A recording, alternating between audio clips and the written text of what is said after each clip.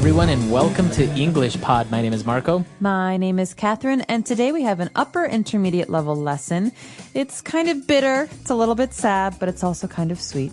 That's right. We have a lesson today all about getting a divorce or divorcing someone. Yeah, so this is what happens when two people's marriage ends. They decide they want to leave each other. They have a divorce. So let's take a listen to today's dialogue, and we'll be back in a moment.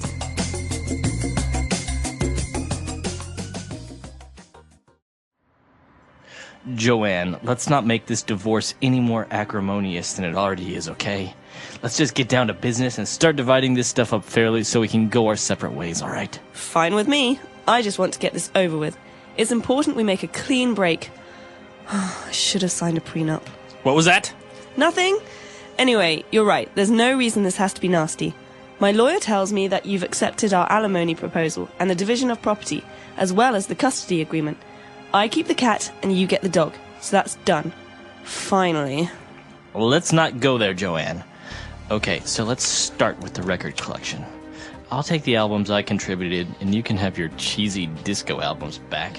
Fine, but I'm keeping the antique gramophone as my grandfather gave it to me. I believe that was a wedding present to both of us, Joanne, and you hardly ever use it. He's my grandfather, and he never really liked you anyway. Whatever. All right, I'll concede the silly gramophone if you'll agree that I get the silver tea set. How typical. When are you ever going to use a silver tea set? Fine. I don't want to drag this out any more than necessary. What's next? What about these old photographs? Which ones? Let me have a look. Oh, wow, look at that. That brings back memories. Remember that? Our trip to Italy. I remember that day. We were going to visit the Trevi Fountain, and we got caught in the rain. And you looked so adorable with your hair all wet. I had to take a picture of you standing there in that little alley, smiling and laughing in the rain. Oh, we really did have fun back then, didn't we? Oh, Joanne, are we making a big mistake? I know our relationship has been on the rocks for some time, but are you sure we can't reconcile and try again? I still love you. Oh, Jeff, I love you too. I'm so glad we didn't have to decide who keeps the motorcycle. The motorcycle? But that's mine! All right, we're back. So now why don't we take a look at 6 key words on language takeaway. Language takeaway. Okay, Marco, this first word is what we call an SAT word. That means it's very difficult. It's so hard that many high school students in America study it before they go to college. Acrimonious. So the sentence starts off by saying, let's not make this divorce any more acrimonious than it already is. This divorce is very acrimonious, but let's not make it worse. Okay, so acrimonious would be Bitter. bitter, very complicated. Hard. So people emotional about it. You know, people, Joanne and Jeff, are getting a divorce. They're very angry at each other. So they're not having a peaceful divorce. This is the opposite. It's very bitter. It's very angry. Can you say this test is very acrimonious? No. Usually relationships are acrimonious. Okay. For example, ever since they had that big fight, Jeff and Joanne's relationship has been very acrimonious. Okay. Awesome. So acrimonious, a very hard word there. As you say, many people study it to pass exams in order to go into college. So now you know. Now, moving on, we have a very common legal term. When people are getting married, they want to sign sometimes a prenup. Yeah, you said it's common. You hear this a lot in movies and TV. Yeah, with celebrities. Yeah, you read about celebrities. So basically, a prenup is a short way of saying a prenuptial agreement. Nuptial means having to do with marriage. Right. So basically, if you sign a prenup, you are agreeing to certain conditions before you get married. That's right. It's a contract between future husband and future wife about what happens if they divorce. For example, I decided not to get a prenup with my fiance because I don't think we'll get divorced. But maybe he decided to get a prenup because in case they divorce, he wants to keep his car. Right. So it usually happens a lot with celebrities, as we say, because they have a lot of money. And if they get divorced, then usually it can get complicated, how much money the spouse gets, etc. So maybe their prenuptial agreement or prenup will be that if they get divorced, the wife may get maybe $1 million instead of $100 million. Exactly. It's a way many people protect themselves financially in case of divorce. Very good. Now, moving on, another legal term and related to money is an alimony. Okay, so let's look at the context of this word. Joanne is talking and she says, "My lawyer tells me you've accepted our alimony proposal." Alimony. So this is probably something to do with money, right? So she said that her lawyer has proposed an alimony, and that's usually a settlement, an amount of money that you agree on when you get divorced. Right, so this is exactly it. In a divorce, this is how much money one person will pay the other. That's right. So if two people are married and when they get a divorce, their alimony may be the husband. If he's got a lot of money, he will pay an alimony of $500,000. Right. And so this is different from property, which is the next thing. Division of property means that you talk about who will receive the car, the house, things like that. Okay. Very good. So very complicated situations when you're getting divorced, prenups and alimony. But moving on, they were talking about custody as well. Custody of maybe children, maybe custody of their pets. That's right. So you talk about alimony. This is money. Property, which is things. But what about people and animals? This is called custody. I want custody. Custody means caring for something or looking after something. You could say the child is in the grandmother's custody. Okay, so in the care of the grandmother. That's right. So usually as well, when people get divorced, somebody gets custody of the children. Right. So he wants custody, but he doesn't have a job, so she will receive custody. You could say that. In this case, though, we're talking about custody of pets, animals. Right. In this case, it's animals, but it's actually true, right? People, when they get divorced, they may ask the court for custody of their pets. That's right. And sometimes custody is what makes a divorce extremely acrimonious. Yes. Who gets to keep the children? Who gets to keep the pets? Now, moving on and a little bit away from legal terms, they were dividing up their property and saying, well, I get to keep this, you get to keep that. And Joanne said, I'm keeping the antique gramophone as my grandfather gave it to me. So who cares about pets and money? I want the gramophone. Right. All right, so this is actually a word you don't hear very often anymore. It's an old thing, and that's what antique means, right? Antique is old. Right, so antique, this is an adjective here. It can also be a noun. An antique table, an antique gramophone, is something that's very old, like 100 years old or 150 years old. And a gramophone is one of those machines that you see in movies that play the old vinyl records and has like a big horn where the sound echoes. That's right. So in the 19th century, early 20th century, people didn't have CDs or MP3s or iPods. This is how they listened to music. So you usually have a hand crank. You have to turn the machine, and then the music will play, and you can dance and do whatever. Right. So that's a gramophone. Now, moving on to our last word, Jeff said, you know what? Okay, fine. Keep the gramophone. All right. I'll concede the silly gramophone. So to concede. To concede means to give up an argument.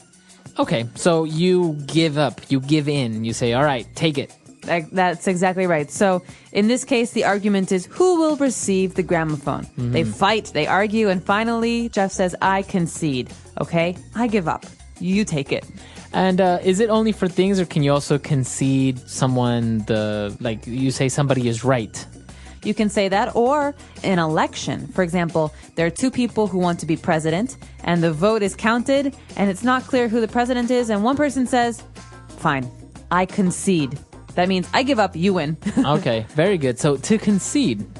All right, 6 key words there. They're very interesting, especially the legal terms. Very common, and it's very common, and it's very useful for you to know next time you're watching maybe a movie or something related to this topic. Hopefully not the next time you're getting divorced. Right.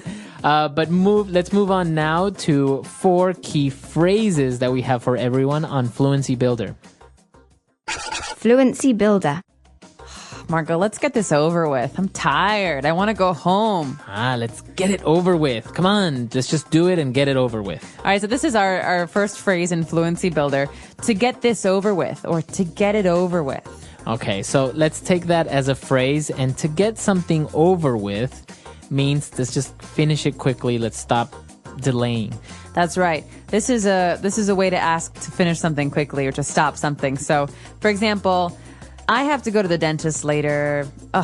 Maybe I really don't want to go. I'll say to myself, let me just get this over with, and once it's done, I don't have to worry about it. Or maybe you have homework to do, and instead of doing it later, you're just like, okay, I'm going to do it now and just get it over with. All right, to get over with, to get something over with. Okay.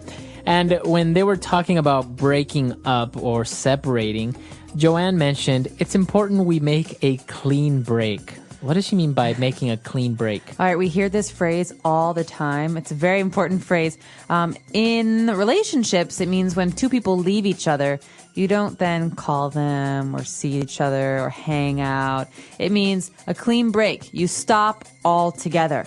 Okay. You stop something completely. So you don't talk anymore, you don't see each other anymore, you completely just stop contact with each other. Exactly. You can also say this about breaking something. You could say it was a clean break. When I broke my arm, it was a clean break. There were no little pieces of bone or any problems like that. It was a clean break. That means completely broke. Okay, so when we talk about clean break in a relationship, it means we completely break up, we stop talking to each other, and it's over with. It's in the past. Exactly. All right. So moving on, they were talking and completely, arguing about, I get the gramophone, I get the tea set. And Joanne said, okay, fine. I don't want to drag this out any longer than necessary. So you can hear her. I don't want to drag this out any longer than necessary. So to drag something out means to extend, to make something longer, to make something take more time than it should. Okay. So for example, if someone's giving a speech, they may be dragging it out, right? And you're, so if someone's giving a very long speech, you're like, oh my God, he's dragging the speech out so long. Yeah, when will he ever stop? Right. Or you could say in an argument, I'm tired of arguing. Let's not drag this out anymore. Let's just stop. Okay. So to drag something out is usually time related, to make things longer than necessary. Exactly. All right. And for our last phrase, when Jeff was talking about the relationship, he says, I know a relationship has been on the rocks for some time. Okay, so the relationship was on the rocks. Okay, so this is an interesting phrase. Think about rocks. You see rocks on the ground in the ocean. Something that's on the rocks, in this case, means something that is not going well. Something that has problems. Yes, it's not smooth. So when Jeff says our relationship has been on the rocks, he's saying we fight a lot. We have problems. It's not working. So if I say my company has been on the rocks recently, it means it's not doing very well. Business is not going well. Okay. So you can use this for different things. Now, obviously, you may have heard it before for drinks. You say scotch on the rocks. Right. That's different. Be careful. In that sentence, Marco's talking about ice. Right? Yeah. So that's different if you ask for a drink on the rocks. But if you describe yourself or your company or a relationship as being on the rocks, it means you're having a tough time. It's a bad situation. Okay. Exactly. So it's a very useful phrase. I think that's very native, very colloquial if you say something like Absolutely. this. It's a great phrase to use. I encourage you. I mean, I hope that your situation, your work, and your relationships are not on the rocks. But I do hope that when you're practicing speaking, you use this phrase a lot because it's really, really colloquial, like you say, Marco. Yeah, it's really good. So I think we've taken a look at a lot of phrases, a lot of vocab. Why don't we go back, listen to the dialogue for one last time.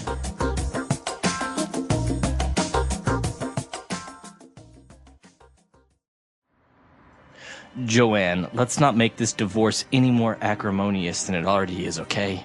Let's just get down to business and start dividing this stuff up fairly so we can go our separate ways, all right? Fine with me.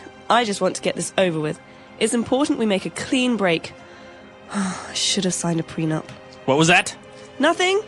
Anyway, you're right. There's no reason this has to be nasty. My lawyer tells me that you've accepted our alimony proposal and the division of property, as well as the custody agreement. I keep the cat and you get the dog, so that's done. Finally. Let's not go there, Joanne. Okay, so let's start with the record collection. I'll take the albums I contributed, and you can have your cheesy disco albums back. Fine, but I'm keeping the antique gramophone as my grandfather gave it to me. I believe that was a wedding present to both of us, Joanne, and you hardly ever use it. He's my grandfather, and he never really liked you anyway. Whatever. All right, I'll concede the silly gramophone if you'll agree that I get the silver tea set. How typical. When are you ever going to use a silver tea set? Fine, I don't want to drag this out any more than necessary. What's next? What about these old photographs? Which ones? Let me have a look. Oh, wow, look at that. That brings back memories. Remember that? Our trip to Italy. I remember that day. We were going to visit the Trevi Fountain, and we got caught in the rain. And you looked so adorable with your hair all wet. I did take a picture of you standing there in that little alley, smiling and laughing in the rain. Oh, we really did have fun back then, didn't we? Oh, Joanne, are we making a big mistake? I know our relationship has been on the rocks for some time, but are you sure we can't reconcile and try again? I still love you. Oh, Jeff, I love you too. I'm so glad we didn't have to decide who keeps the motorcycle. The motorcycle? But that's mine!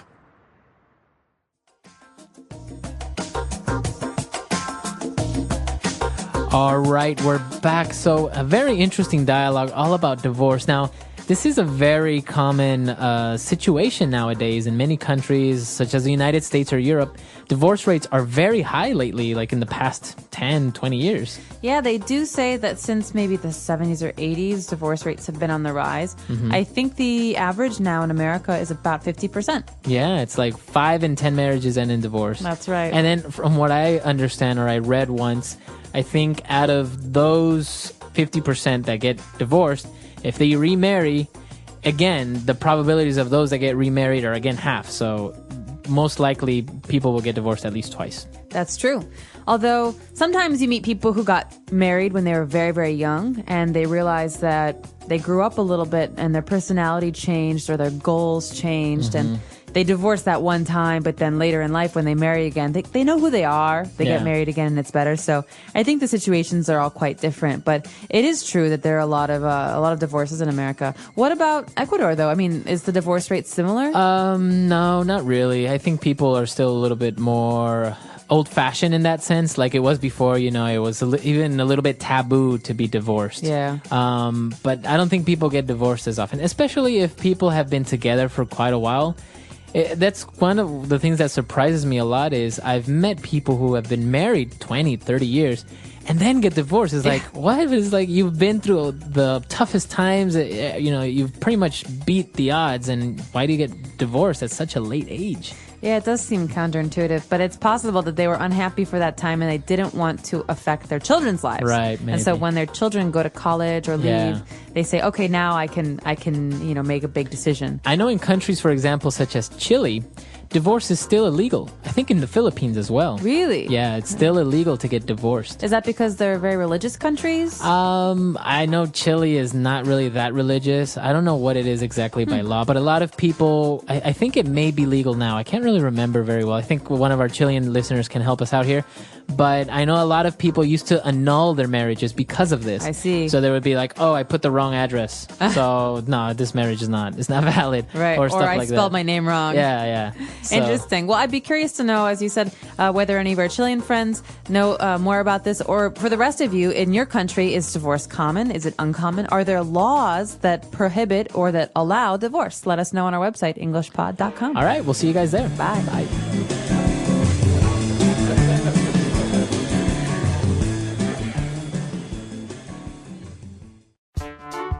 The English Pod audio review. Listen to the meaning, then say the vocabulary word. Thorough or complete stop in a relationship. Clean break. Prenuptial agreement, a contract prior to marriage. Prenup. The act of keeping safe or guarding. Custody. To acknowledge, often reluctantly, as being true. Concede. Proceed for an extended period of time. Drag this out. Set or keep apart in the relationship. Go our separate ways. Let's try that faster. To acknowledge, often reluctantly, as being true. Concede. Proceed for an extended period of time. Drag this out. Set or keep apart in the relationship. Go our separate ways. Prenuptial agreement, a contract prior to marriage. Prenup. Thorough or complete stop in a relationship. Clean break. The act of keeping safe or guarding. Custody. Now say the word and hear it in a sentence. Clean break.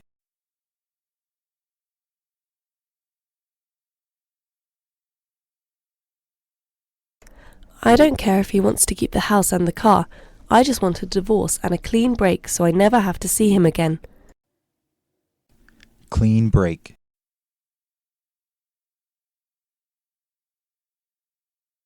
A clean break can only occur if both parties are financially independent.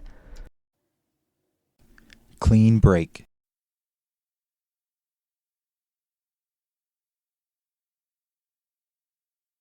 You're not able to divorce with a clean break at the moment because your husband can't work and needs financial support. Go our separate ways. I think it is better if we go our separate ways. Go our separate ways.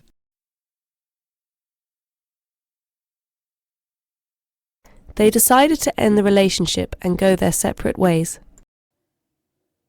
Go our separate ways. I proposed we go our separate ways, but she didn't want to. Custody.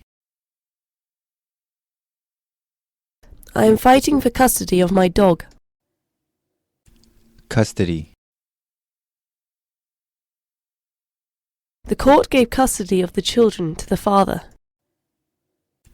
Custody. People always have custody battles when they get divorced. Concede. After 3 hours of fighting, she conceded to him the computer. Concede. I find it hard to concede when people are right. Concede. He conceded me the right to use the car every day. Drag this out. I hate it when people drag out a conversation for hours. Drag this out. I don't want to drag out this argument any longer. Drag this out.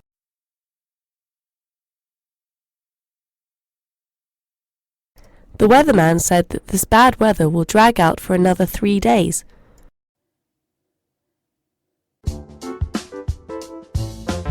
Let's see how well you remember today's words. If someone says, "Let's get this over with," are they eager to delay something or trying to finish it quickly and move on? When a relationship is on the rocks, does that mean things are going smoothly or that the couple is having serious problems?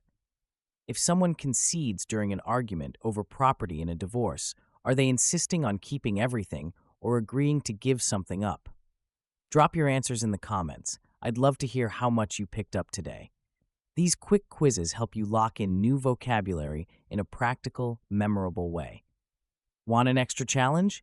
Try writing a sentence using clean break or drag this out and share it below. Don't forget to like the video and subscribe for more. Stay sharp, and we'll see you in the next one.